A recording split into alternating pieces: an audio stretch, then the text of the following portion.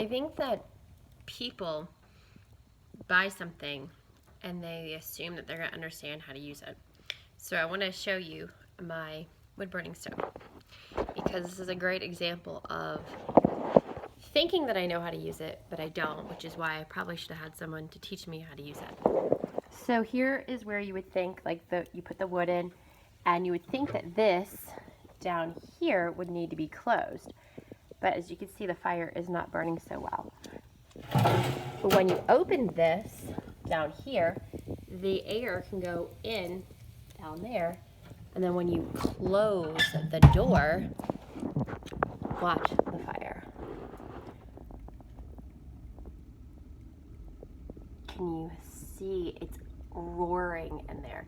Once you close that door and the heat is on, it gets super, super hot, extremely effective, and that wood is going to burn all up fast.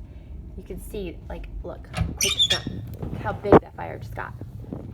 Let's see if you guys can see that yet. Okay, so the point of the story is that when you get a technology, when you buy a tool or you have a computer,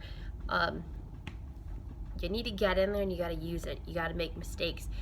You got to play with it. I would have never thought in my life that I needed to open the bottom door to a wood burning stove, leave it open, and pull the tray out a little bit to let lots of oxygen to get in there to feed the fire and close the door. I like to leave it open, I like to see the fire, but that's not the most effective way to get this party started, the fire party in the pot, in the wood burning stove. So the point is that when I'm working with a client as Dial Suzi, we are going into the products that you already purchased and we're playing with them and figuring out exactly how they work and what we need to tweak to get it to turn on just the right level for what you want it to do. All right?